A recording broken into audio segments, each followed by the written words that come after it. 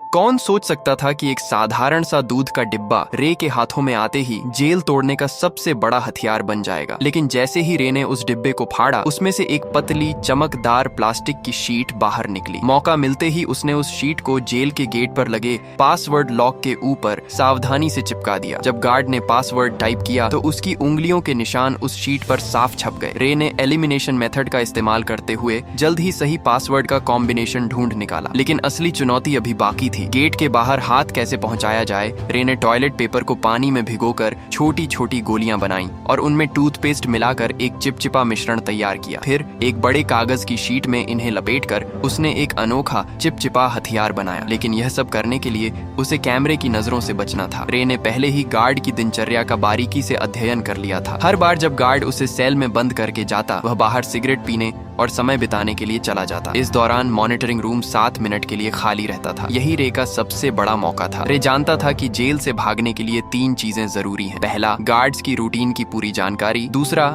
Jail के ढांचे का सटीक अंदाजा। और तीसरा, बाहर किसी भरोसेमंद साथी का होना। रे ने पहले 2 चीजों पर पकड़ बना ली थी। उसने जेल के पास एक कमजोर जगह भी ढूंढ निकाली थी, एक फायर स्टेशन जो जेल की दीवार से सटा हुआ था। रे के पास ब्लैक सेल की लोकेशन का भी पता था। सब कुछ दिमाग में सेट करने के बाद उसने अपने प्लान को अमल में लाना शुरू किया। उसने जानबूझकर एक कैदी पर हमला कर उसे घायल कर दिया। जैसा उसने सोचा था वैसा ही हुआ। गार्ड्स ने उसे सजा के तौर पर ब्लैक सेल में डाल दिया। जब गार्ड खाना देने आया, रे ने चुपके से कागज की गोली छोटी खिड़की के ताले में डाल दी, जिससे वह आसानी से खुल गई। पासवर्ड सिर्फ 4 अंकों का था, जिसे रे ने चुटकियों में क्रैक कर लिया। ब्लैक सेल से निकलते ही उसने मॉनिटरिंग सिस्टम को हैक कर 1 मिनट पुराना फुटेज चला दिया ताकि गार्ड्स को कुछ पता न चले। इसके बाद उसने फायर स्टेशन से जुड़ी वेंटिलेशन पाइपलाइन को खोज निकाला। जब गार्ड सिगरेट पीने में व्यस्त थे, रे उस पाइप के रास्ते रेंगता हुआ बाहर निकल गया। बाहर उसकी साथी पहले से ही तैयार थी। उसने एक छोटी कार में विस्फोट कर दिया, जिससे फायर अलार्म बज उठा। गार्ड्स ने सीसीटीवी फुटेज चेक की,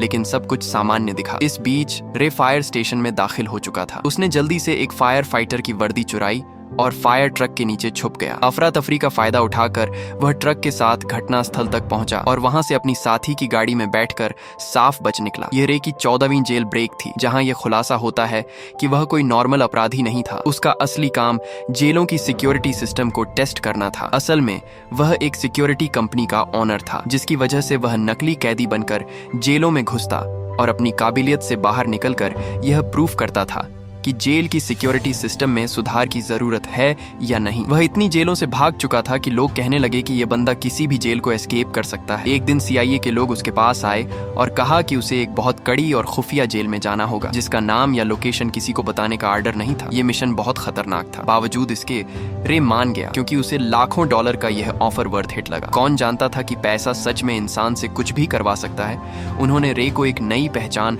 और एक सीक्रेट एग्जिट कोड दिया, जिसका इस्तेमाल वह अगर कुछ गलत हो तो भागने के लिए कर सकता था। जाने से पहले उन्होंने उसके शरीर में एक ट्रैकिंग डिवाइस भी लगाया। जल्दी ही वह दिन आ गया जब उसे जानबूझकर अरेस्ट होना था, लेकिन अचानक कुछ लोगों ने उसे अगवा कर लिया और इलेक्ट्रिक शॉक दे दिया। इससे पहले कि उसे कुछ समझ आता, उन्होंने उसके हाथ से ट्रैकिंग डिवाइस को निकाल दिया और उसे बेहोश कर दिया। जब उसकी आंखें खुलीं तो उसने खुद को एक अजीब सी जेल में पाया, जिसमें हर रूम कांच का बना हुआ था और वहां हर जगह कैमरे थे। उसके आसपास सभी कैदियों को भी ऐसे ही 24 घंटे सुपरविजन में रखा गया था। ये जेल पूरी तरह से हवा में लटकी हुई थी, जिससे कोई भी कैदी जमीन खोदकर भागने का सोच भी न सके। यह देखकर रे को तुरंत समझ आ गया कि वह एक बुरी सिचुएशन में फंस चुका है। वहां से जितना जल्दी हो सके निकलने के लिए उसने सीक्रेट कोड बोला, लेकिन जेल का जेलर एक टेढ़े दिमाग का आदमी निकला। उसने बिना कुछ सुने रे को फिर से बंद कर दिया। अब यहाँ ये राज सामने आता है कि जेलर किसी ऐसे आदमी से मिला हुआ था जो रे का दुश्मन था। कुछ देर बाद उसने देखा कि यहाँ के गार्ड्स पूरी तरह से हथियारों से लैस हैं और चेहरे पर काले मास्क लगाकर घूमते हैं, और गार्ड्स की संख्या भी कैदियों से कई ज्यादा थी, जिसकी वजह से उनका जब मन करता वे किसी को भी मारने या पीटने लग जाते। वहीं कैदियों को टॉर्चर करने के लिए एक भयानक कमरा बनाया गया था, जहां अंदर जाते ही तेज रोशनी से आंखें चकाचौंध हो जाती थीं। इसके अलावा वहां का तापमान भी बहुत ज्यादा था, लेकिन इसके बावजूद दर्द को सहते हुए रे जैसे तैसे पूरे कमरे की जांच पड़ताल करने लगा। तभी मुआयना करते हुए उसकी नजर फर्श पर स्टील प्लेट से जुड़ी कील पर पड़ी। उसी मोमेंट उसके दिमाग में एक आइडिया आया। बाहर निकलने के बाद उसने प्लान बनाना शुरू कर दिया। अब जेल से बाहर निकलने के लिए उसे किसी की सख्त जरूरत थी। जैसे ही उसने अपनी पहचान बनानी शुरू की, तभी टाइसन नाम का एक आदमी उससे दोस्ती करने आ गया। उसकी आंखों में अलग ही चमक थी। उसने सीधे पूछा, क्या चाहिए तुझे? रे ने भी कुछ नहीं छुपाया और सीधा कहा, मुझे एक चमकदार आयरन शीट चाहिए जो रोशनी को रिफ्लेक्ट करे, और अगर तुम मुझे यह लाकर देते हो तो हमारी दोस्ती पक्की समझो। इस पर टाइसन भी राजी हो गया। इसके बाद वह सीधा जेलर के पास पहुंच गया और उसे उल्टा सीधा कहने लगा, जिससे टेढ़े दिमाग का जेलर गुस्से में आकर उसे वाटर टॉर्चर देने लगा। हालांकि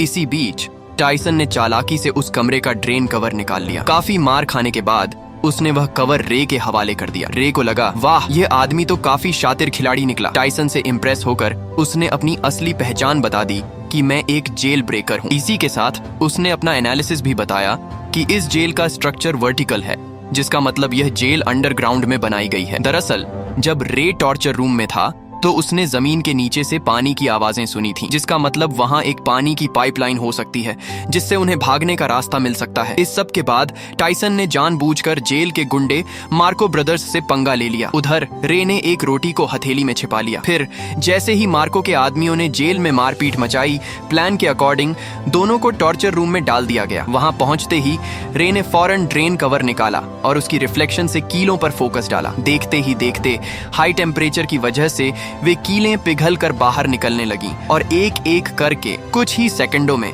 उसने सभी को निकाल लिया। फिर उसने रोटी का टुकड़ा मुंह में डालकर टाइसन को इशारा किया ताकि वह गार्ड का ध्यान अपनी तरफ खींचे। इसके बाद टाइसन ने अपना काम शुरू कर दिया, जिससे जेलर का ध्यान उसकी तरफ चला गया। वहीं रे ने तुरंत गीली रोटी को सीसीटीवी कैमरे पर चिपका दिया ताकि अंदर की फुटेज न दिखे। फिर वह फ्लोर से नीचे उतर गया और पाइपलाइन में चढ़ते हुए आगे बढ़ने लगा, लेकिन बदकिस्मती से रास्ते में गलती से एक तार टूट गया, जिससे पानी बाहर आने लगा। आखिरकार जब वह ऊपर पहुंचा तो उसके पैरों तले जमीन खिसक गई, क्योंकि यह जेल जमीन के नीचे नहीं बल्कि समुद्र के बीचों बीच पानी की एक विशालकाय शिप में थी, जहां से भाग पाना नामुमकिन था। इस बीच पानी लीक होकर जेल के अंदर भरने लगा, जिसकी वजह से टॉर्चर रूम के कैदियों को रिहा कर दिया गया। खुशकिस्मती से रे गार्ड्स की नजरों से छिपकर समय पर वापस आकर बच गया। हालांकि दूसरी ओर एक नई मुसीबत उसका इंतजार कर रही थी। दरअसल जेलर को फर्श पर छोड़ी गई कीलें मिल गईं, जिससे वह समझ गया कि रे ने जेल तोड़ने की कोशिश की है। उसके बाद उसने फौरन एक आदमी को कॉल लगाया, जहां यह राज खुला कि रे को इस जेल में फंसाने वाला कोई और नहीं बल्कि उसका बिजनेस पार्टनर लेस्टर निकला, जिसने कंपनी के लालच में आकर यह साजिश रची थी। अब अगले दिन किसे पता था कि रे के ऊपर टॉर्चर के बादल मंडराने लगेंगे। जब जब वह सोने की कोशिश करता, गार्ड्स उसे जगा देते और इसका फायदा उठाकर वह उसे खूब मारते पीटते भी थे। ऐसे ही कई दिन बीत गए। रे पूरा दिन बेहोशी और थकान में रहता। आखिरकार उसकी हालत देखकर गार्ड्स उसे रोज मेडिकल रूम ले जाने लगे। कितने जख्म, कितनी दर्दनाक यादें, कितनी टूटी उम्मीदें। फिर भी वह अपनी लड़ाई लड़ता रहा। डॉक्टर भी उसे देखकर दंग हो जाता था। कुछ दिनों के बाद टॉर्चर का सिलसिला खत्म हो गया और उसने फिर से प्लान बनाना शुरू कर दिया। दरअसल खाना खाने के बहाने वह टेबल के नीचे चोरी छिपे एक डायरेक्शन बताने वाली डिवाइस बनाने लगा। इसी दौरान उसने मार्को से मिलकर उसे अपनी टीम में शामिल कर लिया, जिसके बाद तीनों ने मिलकर एक ताबड़तोड़ प्लान बनाया। प्लान के हिसाब से मार्को भाई ने जेलर से झूठ बोला कि मेरे पास खुफिया जानकारी है जो मुझे डेक पर जाकर पहुंचानी है। यह सुनते ही जेलर ने उसे डेक पर जाने की परमिशन दे दी। अब वहां पहुंचते ही मार्को ने डायरेक्शन डिटेक्टर से मेजर करना शुरू कर दिया, मगर रे के लिए इतना काफी नहीं था। उसने नोटिस किया कि फ्लश करते वक्त पानी घड़ी की उल्टी दिशा में घूम रहा था। अब सारे डाटा को एनालिसिस करने के बाद उसने कंक्लूड किया कि वह अभी नॉर्दर्न हेमिस्फेयर में है। फिर एक नए आए कैदी से पूछने पर पता चला कि अभी नवंबर का महीना चल रहा है। इसके बाद रे ने अपने बॉडी टेम्परेचर को ध्यान में रखकर अनुमान लगाया कि वहां का तापमान जरूर मोरक्को तट के आसपास का होगा। इतनी मशक्कत के बाद आखिरकार अंत में जाकर उन्होंने क्लियर लोकेशन का पता लगा ही लिया। हालांकि लोकेशन पता होने के बावजूद वे वहां से निकलते भी तो कैसे? तभी टाइसन ने कहा कि अगर हम किसी तरह से बाहर मौजूद मेरे आदमियों तक मैसेज भेज सकें तो हमें यहाँ से निकलने से किसी का बाप भी नहीं रोक सकता। उसकी बातें सुनकर रे को लगा कि इस जेल का डॉक्टर शायद उसकी मदद कर सकता है। उसके बाद उन्होंने एक प्लान बनाया जिसके अकॉर्डिंग टाइसन ने जानबूझकर रे पर हमला कर दिया जिससे वह डॉक्टर के पास जा सके। ऐसे ही कई दिनों तक रे बीमार होने का नाटक करके रोजाना डॉक्टर के पास जाने लगा। डॉक्टर को भी रे का दर्द बर्दाश्त नहीं हुआ और वह उसकी मदद करने के लिए राजी हो गया। अब यहाँ यह खुलासा होता है कि दरअसल डॉक्टर भी यहाँ उम्र कैद की सजा काट रहा था, इसलिए उसने रे को उसके परिवार से मिलाने का वादा किया। जिसके बाद उसने गुप्त रूप से रे का मैसेज टाइसन के आदमियों को भेज दिया। सारी तैयारी हो चुकी थी। तभी रात को जेलर ने देखा कि रे दीवार पर कुछ टैप कर रहा है। असल में यह मोर्स कोड था और जब जेलर ने इसे डिकोड किया तो लिखा मिला कि कल सुबह सी ब्लॉक में दंगा होने वाला है। यह देखकर जेलर के पसीने छूटने लगे। उसने तुरंत सी ब्लॉक में 3 गुना सिक्योरिटी बढ़ा दी। अब उसे कौन बताए कि यह तो रे का मास्टर स्ट्रोक था। असली दंगा तो उसके अपने ब्लॉक में होने वाला था जहां सिर्फ 2 गार्ड्स ही बचे थे। अब जल्दी ही अगली सुबह 2 गैंग्स आपस में भिड़ जाते हैं। इस हंगामे का फायदा उठाकर रे, टाइसन और मार्को वहां से भाग निकलते हैं। तभी भागते भागते रे कैमरे के सामने आकर जेलर को चिढ़ाता है। गुस्से में आकर जेलर सभी गेट्स को बंद करवा देता है। फिर तीनों पाइपलाइन के रास्ते से जेल की छत की तरफ चढ़ते हैं। जब वे डेक के बिल्कुल पास पहुंचते हैं